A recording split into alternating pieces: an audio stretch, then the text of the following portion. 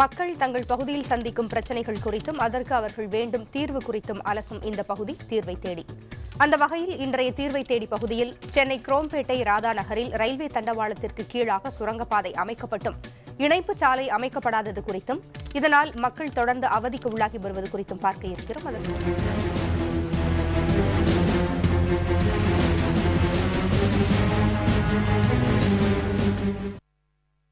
தீர்வை தேடும் பிரச்சினைகளை முன்வைக்கும் தீர்வை தேடி பகுதியில் இன்று நாம் பார்க்க இருப்பது சென்னையை அடுத்த குரோம்பேட்டை பகுதி மக்கள் சந்திக்கும் ஒரு முக்கிய பிரச்சினையை. இங்குள்ள ராதா நகர் ரயில்வே கேட்டில் சுரங்கப்பாதை அமைத்து தரப்பட வேண்டும் என்ற கோரிக்கை சுமார் 20 ஆண்டு காலமாக முன்வைக்கப்பட்டு வருகிறது. கிட்டத்தட்ட 7 ஆண்டுகளாக கிடப்பில் உள்ள இந்த திட்டம் பற்றி விரிவாக பார்ப்பதற்கு முன்பதாக இந்த பிரச்சினை பற்றி பார்க்கலாம். பல்லாவரம் நகராட்சிக்கு உட்பட்ட குரோம்பேட்டையில் கல்வி நிறுவனங்கள், வர்த்தக நிறுவனங்கள் பெருமளவில் உள்ளன. இங்கு கிழக்கு மேற்கு பகுதிகளுக்கு இடையே ரயில்வே கேட் அமைந்துள்ளது. குரோம்பேட்டை ரயில் நிலையத்திற்கு மிக அருகில் அமைந்துள்ளது ராதாபுரம் ரயில்வே கேட். ரயில் நிலையத்திற்கு செல்லவும் நெடுஞ்சாலையை அடையவும் இந்த ரயில்வே கேட்டையே மக்கள் பெருமளவில் பயன்படுத்தி வருகிறார்கள். இதனால் இந்த பகுதியில் சுரங்கப்பாதை அவசியம் என்ற கோரிக்கை வலுத்து வந்தது. இதையடுத்து 2006ஆம் ஆண்டு கிட்டத்தட்ட 14 கோடி ரூபாய் ஒதுக்கீட்டில் சுரங்கப்பாதை பணிகள் தொடங்கப்பட்டன. இதன்படி தண்டவாளத்திற்கு அடியில் ரயில்வே நிர்வாகம் சுரங்கப்பாதையை அமைத்து கொடுத்து விட்டது. ஆனால் சுரங்கப்பாதையை சாலையுடன் இணைக்கும் பணியை ஒருபுறம் நகராட்சி நிர்வாகமும் மறுபுறம் நெடுஞ்சாலைத்துறையும் பல்வேறு பிரச்சனைகளால் நிலுவையில் வைத்திருக்கின்றன. கேட்டு ப்ராப்ளம் எல்லாம் போகிறாங்க வராங்க. சப்வே ஓப்பன் பண்ணால் கூட நல்லது தான். சப்வே ஓப்பன் பண்ணணும். சப்வே ஓப்பன் பண்ணால் நல்லது. யாருக்கும் எந்த தீங்கும் இல்லாத எல்லாம் நல்லா செய்யணும். கிட்டத்தட்ட ஒரு 4 இயர்ஸ் அப்படியே இருக்குது. இன்னும் எப்போ முடியும் எப்போ எதுவும் தெரில. ஜனங்கள் ரொம்ப கஷ்டப்படுறாங்க. இப்போ மூடினாங்கன்னா 1 hour ஆகும். இப்படி போக முடியல, வர முடியல. இந்த கேட்டை விட்டாங்கன்னா அந்த பக்கம் போய் ஆகணும். அந்த பக்கம் போய் சுற்றின்னு தான் வரணும் இந்த பக்கம் போகிறதுக்கு. அதுவே 1 hour கிட்ட ஒரு 1/2 hour, more than 1/2 hour ஆகும். பள்ளி, கல்லூரி, அலுவலகங்களுக்கு செல்லக்கூடிய முக்கிய நேரங்களில் அதிக எண்ணிக்கையிலான மக்கள் கடக்க வேண்டியுள்ளது. அதே நேரத்தில் அதிகமான ரயில்களும் இயக்கப்படுவதால் பெரும்பாலான நேரங்களில் அதிகபட்சம் 1 மணி நேரம் வரை ரயில்வே கேட் மூடப்படுகிறது. அதிக நேரம் காத்திருக்க இயலாத மக்கள் கேட் மூடப்பட்டிருக்கும் போதே தண்டவாளங்களை கடக்கின்றனர். இதனால் பலர் உயிரிழப்பதாக ரயில்வே பாதுகாப்பு போலீசார் தெரிவிக்கின்றனர். இதில் பல லட்சம் மக்கள் குடியிருக்காங்க. அவ்வளோ பேர் ஒரே பாதை இந்த ராதாநகர் சுரங்கப்பாதையில் தான் போகணும். இந்த பாதையில் பார்த்தீங்கன்னா கிட்டத்தட்ட ஒரு 5 ஆண்டுகளுக்குள்ளாக 96 பேர் இந்த ரயில்வே ட்ராக்கில் அடிபட்டுருக்கிறாங்க. ரெண்டாவது இந்த ரயில்வே ஸ்டேஷன்லேருந்து இறங்கி வரணுன்னா இப்போ கூட பார்த்தீங்கன்னா கல்லூரி மாணவிகள் முதற்கொண்டு பொதுமக்கள் முதற்கொண்டு ரயில்வே ட்ராக்கில் தான் நடந்து போகிற அவலம் இந்த ராதாநகர் கேட்டில் தான் இருக்குது. எப்போ போனாலும் நீங்கள் பார்த்தாலும் தெரியும். காலையில் 10 மணிக்கு வேலைக்கு போகிற நேரத்தில் பார்த்தீங்கன்னா ரயில்வே ட்ராக்கில் தான் அத்தனை பேர் நடந்து போவாங்க. குரோம்பேட்டை ராதா நகரை ஒட்டி 17 வார்டுகளைச் சேர்ந்த 1.5 லட்சம் பேர் வசிக்கிறார்கள். இந்த சூழலில் அவசரகால ஊர்திகள் உட்பட பல வாகனங்கள் ரயில்வே கேட்டை கடப்பதில் சிரமங்கள் நீடித்து வருகின்றன. இந்த நிலையில் சுரங்கப்பாதைக்கான நிலம் கையகப்படுத்துதல், சுரங்கப்பாதையை எதிர்த்து தொடரப்பட்ட 28 பேரின் வழக்குகள் உள்ளிட்ட காரணங்களால் இத்திட்டம் கிடப்பில் போடப்பட்டுள்ளது. இது தொடர்பாக பல்லாவரம் நகராட்சித் தலைவரிடம் விளக்கம் கேட்டபோது அதனை சரி செய்வதற்கான ஆய்வுப் பணிகள் நடைபெற்று வருவதாக கூறியுள்ளார். புதிய தலைமுறைக்காக ஒளிப்பதிவாளர் தங்கத்துறையுடன் அபிநயா. சென்னையை அடுத்த குரோம்பேட்டையில் உள்ள ராதாநகர் ரயில்வே கேட்டில் தண்டவாளத்தின் கீழே சுரங்கப்பாதை அமைக்கப்பட்டும் இணைப்பு சாலை அமைக்கப்படாதது குறித்தும் அதனால் அப்பகுதி மக்கள் சந்திக்கும் சிரமங்கள் குறித்தும் பார்த்தோம். இதுகுறித்த கூடுதல் தகவல்களை தருவதற்காக களத்தில் நமது செய்தியாளர் அபிநயா காத்திருக்கிறார். அவரிடம் பேசலாம். அபிநயா, இந்த இணைப்பு சாலை அமைக்கப்படாததற்கு என்ன காரணம் சொல்லப்படுகிறது? அதாவது பூங்கொழி, இந்த பகுதியை பொறுத்த வரைக்கும் அதிகமான மக்கள் நாம் ஏற்கனவே பார்த்தது போல கடக்க வேண்டிய ஒரு சூழல் இருக்கக்கூடிய விதத்திலும் இதற்கான கோரிக்கை பல ஆண்டுகளாக முன்வைக்கப்பட்டும் அதற்கான சப்வே சுரங்கப்பாதையும் அமைக்கப்பட்டு கொடுத்தும் அது இணைக்கப்படாமல் இருக்கின்றது. இதற்கு பல்வேறு பிரச்சனைகள் முன்வைக்கப்படுகின்றன. அது என்னவென்றால் முக்கியமாக கடந்த 2012ஆம் ஆண்டு ஏப்ரல் மாதமே இந்த சுரங்கப்பாதை அமைக்கப்பட்டு கொடுக்கப்பட்டு விட்டது ரயில்வே தரப்பிலிருந்து. ஆனால் அது இன்னும் இணைக்கப்படவில்லை. அந்த பணிகள் முடிக்கப்படுவதற்கு 1 மாதத்திற்கு முன்பாகவே இங்க இருக்கக்கூடிய சில பகுதிவாசிகள் இந்த திட்டம் குறித்து மக்களிடம் கருத்து கேட்கப்படவில்லை என்ற ஒரு விஷயத்தை முன்வைத்து சென்னை உயர்நீதிமன்றம் மூலமாக இதற்கு தடை பெற்றிருக்கிறார்கள்.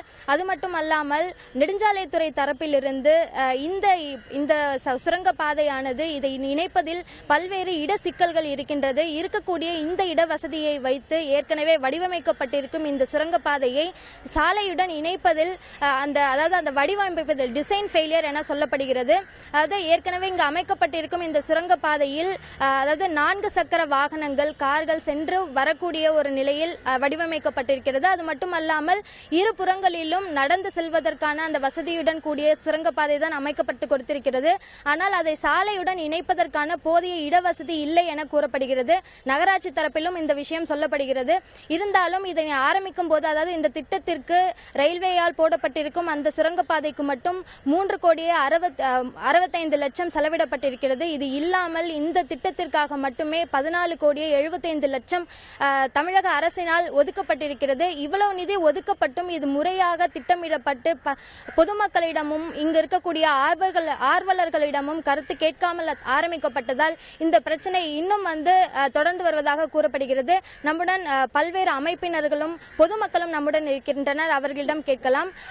வேளாங்கண்ணி என்ற ஒருவர் இருக்கிறார், அவரிடம் கேட்கலாம். நீங்க இங்க இந்த சுரங்கப்பாதை அமைக்கப்படாததுனால என்ன மாதிரி பிரச்சனைக்கு உள்ளாகிறீங்க? அதாவது ரயில்வே கிராஸ் பண்றச்சு நிறைய ஆக்சிடென்ட்ஸ் ஆகுது. எங்களால 2 வீலரோ இல்ல ஏதோ எடுத்துட்டு ரோடோட போக முடியல. வெயிட் பண்ணி நிறைய நேரம், ஒரு எமர்ஜென்சி ஒரு ஹாஸ்பிட்டல் போனா கேட்ல வெயிட் பண்ண வேண்டியதா இருக்கு. இந்த சுரங்கப்பாதை இருந்தா எங்களுக்கு ஹாஸ்பிட்டல் போறதுக்கு இல்ல இருவழி பாதையா வேணும், இருந்துச்சுன்னா எங்களுக்கு ரொம்ப வசதியா இருக்கும். நீங்க சொல்லுங்க, உங்களுக்கு என்ன மாதிரி பிரச்சனை? அர்ஜென்ட்டாக கிராஸ் பண்ணி நம்ம ஸ்கூலுக்கு போகணும், ஒரு எமர்ஜென்சி போகணும், அந்த ஒரு ட்ரெயின் மிஸ் பண்ண, எக்ஸ்பிரஸ் வருது, ஃபாஸ்ட் வருது, எல்லாத்தையும் வெயிட் பண்ணி பார்த்து அப்புறமா போக வேண்டியதாக இருக்குது. அந்த டைம் உங்களுக்கு சேவ் ஆகும், இதுவாக இருந்தால் உங்களுக்கு யூஸ்ஃபுல்லாக இருக்கும்னு நினைக்கிறேன். முக்கியமாக பூங்குழலி, இந்த பகுதியை பொறுத்தவரை கல்லூரி மாணவர்கள், பள்ளி மாணவர்களும் இதே வழியில் செல்லக்கூடிய ஒரு சூழல். பள்ளி மாணவர்கள் எந்த வகையில் பாதிக்கப்படுகிறார்கள் என்பதை சொல்வதற்காக ராஜேஷ் என்ற பள்ளி மாணவன் நம்முடன் இருக்கிறார். நீங்க சொல்லுங்க, என்ன மாதிரி பிரச்சனைகளை நீங்க சந்திக்கிறீங்க? நிறைய பிரச்சனை வருது மேடம். இப்போ எங்கள் காலேஜ் பசங்களே 2-3 பேர் இங்கே இறந்துருக்காங்க. ஸோ அந்த பிளாட்ஃபார்மு கீழே தான் மொத்தம் 600 பேர் படிக்கிறோம். டெய்லி இங்கே தான் கிராஸ் பண்ணிட்டு போகிறோம். ஸோ காலைல வரும்போது பீக் ஹவர்ஸ் வரும்போது கண்டிப்பாக அந்த மாதிரி குனிஞ்சு தான் அந்த வழி வந்தாகணும். காலைல வரும்போது நிறைய ட்ரெயின்ஸ் வரப்போம், அதனால் சீக்கிரமாக ஓப்பன் பண்ண மாட்டாங்க ரயில்வே கேட்டை. நாங்கள் குனிஞ்சு தான் மோஸ்ட்லி கிராஸ் பண்ணுவோம், இல்லைன்னா ஓவர் பிரிட்ஜ் யூஸ் பண்ணுவோம். இப்போ 2-3 பேர் கூட இப்போ ஃபஸ்ட் இயரில் இறந்துருக்காங்க. இது வந்தால் ரொம்ப நல்லாயிருக்கும். அதே சமயம் 2 வீலர்ஸ் போகிற மாதிரி இருந்தாலே கொஞ்சம் பெட்டராக இருக்கும். போன்ற பல்வேறு கோரிக்கைகள் முன்வைக்கப்படுகின்றன. முக்கியமாக இங்க இருக்கக்கூடிய தொழில் ரீதியிலும் பார்க்கும்போது தொழிலும் இந்த போக்குவரத்து வசதி இல்லாத காரணத்தினால் பாதிக்கப்படுவதாக கூறப்படுகிறது. நம்முடன் வணிகர் சங்கத்தைச் சேர்ந்த மதிவாணன் என்ற ஒருவர் இருக்கிறார், அவரிடம் கேட்கலாம். சார், தொழில் ரீதியாக என்ன பாதிப்பு ஏற்படுத்துது இந்த பிரச்சனை? தொழில் ரீதியாக பார்த்தோமானால் எங்களுக்கு எந்த சரக்கு வேண்டுமென்றாலும் ரயில்வே கேட்டை கடந்துதான் உள்ளே வர வேண்டியிருக்கின்றது. இந்த சந்தர்ப்பத்திலே நாங்கள் எந்த சரக்கை ஆர்டர் கொடுத்தாலும் சரியாக எங்களுக்கு சேருவதில்லை. ஏனென்றால் சுற்றி வர வேண்டியிருக்கின்றது. 4 கிலோமீட்டர் சுற்றி தான் கடைகளுக்கு எல்லாம் வர வேண்டியிருக்கின்றது. ஆகையினாலே எங்களால் வர முடியாது, நீங்கள் மெயின் ரோடு வாங்கி கொண்டு சொல்கின்றார்கள். ஆகவே இப்போது தொழிலாளர் இல்லாத நிலையிலும் கூட நாங்கள் கடையை போட்டுவிட்டு அவருடைய கருத்தை தொடர்ந்து கேட்கலாம். இப்ப நம்முடைய இணைப்பில் பல்லாவரம் நகர்மன்ற தலைவர் திரு நிசார் அகமது இருக்காங்க, அவங்கள்ட்ட பேசலாம். வணக்கம் திரு நிசார். இணைப்பு சாலை அமைப்பதில் என்ன பிரச்சனை அப்படின்னு கொஞ்சம் சொல்லுங்களேன். அது போன 5 வருடத்துல ஒரு இது நிலையில்லாத எடுத்துட்டாங்க, அது இடம் இல்லாத. இப்ப நாங்க அதுக்கு ஆய்வு பண்ணிருக்கோம் மேடம். அதாவது வடிவமைப்பு கோளாறு தான் இதற்கு பிரச்சனை அப்படின்னு சொல்லப்படுது. அப்ப இதுக்கு மாற்று வழி என்ன கண்டுபிடிச்சிருக்காங்க ஐயா? இப்ப அதுக்குதான் பண்ணிருக்கோம். இப்ப அதுக்குதான் நாங்க வடிவமைச்சிருக்கு, எல்லா ஹைவேஸ்ல கூப்பிட்டு கேட்டு எல்லாம் வடிவமைக்கிறோம் மறுபடியும். இப்ப எப்ப அந்த திட்டம் நடைமுறைக்கு வரும்னு எதிர்பார்க்கலாம்? ஏன்னா இதனால பலவிதமான மக்கள் துயரப்பட்டு இருக்காங்க. 96 பேருக்கும் அதிகமாக அந்த ரயில் அடிபட்டு இருக்காங்க அப்படிங்கிற ஒரு செய்தியையும் பொதுமக்கள் சொல்லியிருக்காங்க. எப்ப அவர்களுக்கு ஒரு விடிவு கிடைக்கும்னு எதிர்பார்க்கலாம்? 6 மாதத்துல நடைமுறைக்கு வர வேண்டாம். அதுக்கான நிதி எல்லாம் ஒதுக்கிட்டாங்களா? ஆமா, நிதி ஒதுக்கிங்க. ஹைவேஸ்ல தான் அந்த ஃபண்ட் அந்த பக்கத்துல அந்த அவார்டு கொடுக்கணும், நேரம் ஆர்ஜிதம் பண்றதுக்கு. அதெல்லாம் ஒண்ணு பண்ணலாத அவங்க என்ன பண்ணாங்கன்னா உடனடியாக அதை பண்ணிட்டாங்க. போன ஆட்சியில உடனடியாக தவறுதலா ஒரு இதுல பண்ணிவிட்டாங்க. இப்போ அதை நாங்க நிவர்த்தி பண்ணி எல்லாத்தையும் ஆய்வு பண்ணி இப்ப பண்ணிருக்கோம். இப்ப நிதி ஒதுக்கியாச்சு, ஆனா வடிவமைப்பு கோளாறு ஒன்றுதான் காரணம், அதை நாங்க நிவர்த்தி பண்றோம் அப்படின்னு இட பற்றாக்குறை. இப்ப அதுக்கான இடத்தை தேர்வு செஞ்சிட்டீங்களா?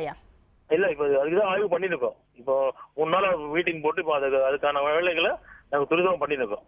இப்ப இதுக்கு எதிராக ஒரு வழக்கு தொடரப்பட்டிருக்குது, அந்த வழக்கினுடைய தற்போதைய நிலை என்ன? அந்த வழக்கு இப்ப நீதிமன்றத்தில் இருக்கிறதா? அதான் என்ன நிலையில இருக்குங்கய்யா? இல்ல, நீதிமன்றத்துல இருக்கு. வழக்கு தொடுத்தவர்கள் என்ன சொல்றாங்க, அதுக்கு நீதிமன்றத்துல என்ன பதில் சொல்லியிருக்காங்க?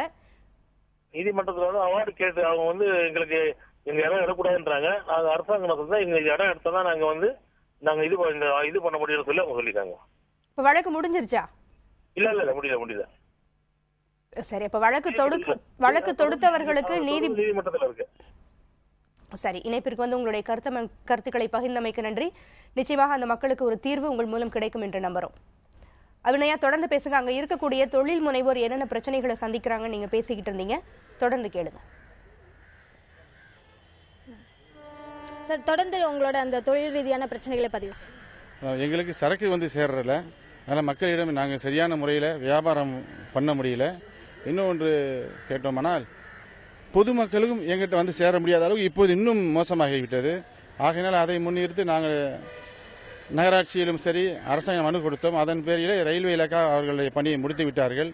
எங்கள் இணைப்பு சாலை மட்டும் கொடுத்தால் போதும், நாங்கள் ஓரளவு நிம்மதியாக அந்த பகுதியில் வாழ முடியும். இப்பொழுது நாங்கள் போக வேண்டுமென்றால் 4 கிலோமீட்டர் சுற்றி போக வேண்டியிருக்கின்றது. அந்த 4 கிலோமீட்டருக்கு நாங்கள் போக வேண்டும் என்றாலும் சரியான பாதை கிடையாது. எல்லாம் முன்பே வடிவமைக்கப்பட்ட சாலைகள் எல்லாம் 20 அடிக்கு மேலாக கிடையாது. அதிலும் ஆக்கிரமிப்புகள் இருக்கிறது. ஆகவே நாங்கள் தடைபட்டு அந்த ரயில்வே மேம்பாலத்தை அடையும் முன்னாடி மிகுந்த சிரமத்துக்கு உள்ளாகிறோம். ராதாநகர் பகுதியிலே எடுத்துக்கொண்டிருந்தால் இந்த பகுதி மக்கள் வாழத்தக்க பகுதியாக நினைக்காமல் வசதி படைத்தவர்கள் எல்லாருமே ராதாநகருக்கு மேற்கு பக்கம் போயிட்டு விடாது, கிழக்கு பக்கம் எங்களை போன்ற பூர்வீக இருந்து கஷ்டப்பட்டு கொண்டிருக்கிறோம். ஆகையால் எங்களுக்கு கண்டிப்பாக இலகுரகு வாகனம் செல்லும்படியான இருவருமே கண்டிப்பாக வேண்டும். அது கிடைக்கும் வரை நாங்கள் போராடுவோம் கேட்டுக்கொண்டு விடைபெறும். நன்றி, வணக்கம்.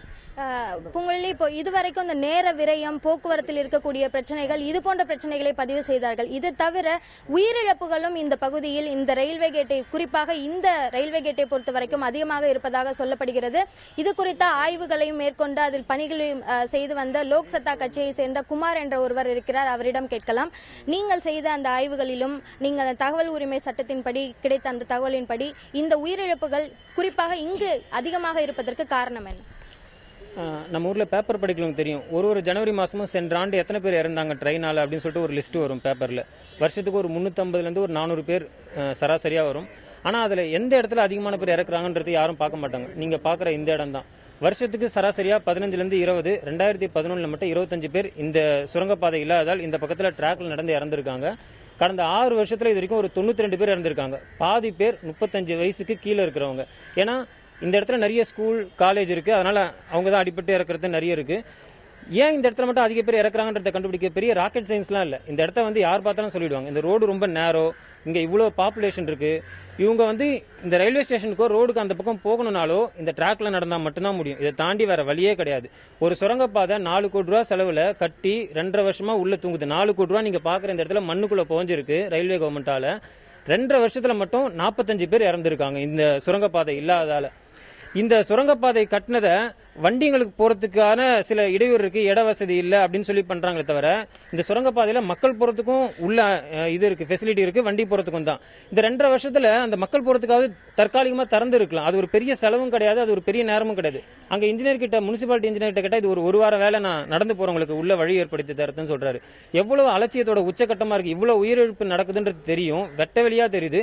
இதை பத்தி லோக் சத்தா கட்சி தொடர்ந்து நிறைய போராட்டம் பண்ணியிருக்கு. என்ன ஒரு பிரச்சனைனா உள்ள இருக்க மக்களுக்கு எவ்வளவு பேர் இறக்குறாங்கன்னு தெரியாது.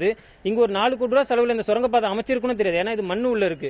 அதை நாங்க வெளியே தெரியப்படுத்துக்காக கடந்த 6 வருஷமா போஸ்டர் அடிச்சு ஒட்டியிருக்கோம், நிறைய பேம்ப்ளெட் டிஸ்ட்ரிபியூட் பண்ணிருக்கோம். மக்களுக்கு தெரியப்படுத்தி இந்த விஷயத்தோட தீவிரத்தை புரிய வச்சு ஒரு பிரஷர் கிரியேட் பண்ணதான் நம்மளோட அரசியல்வாதிகள் வந்து அதுக்கு மேல ரியாக்ஷன் எடுக்கிறான்றதுக்காக நாங்க ஒர்க் பண்ணிட்டு இருக்கோம். இந்த உயிரிழப்புகள் இது தொடர்பாக இந்த பிரச்சனை தொடர்ந்து பல ஆண்டுகளாக தொடர்ந்துட்டு இருக்கு.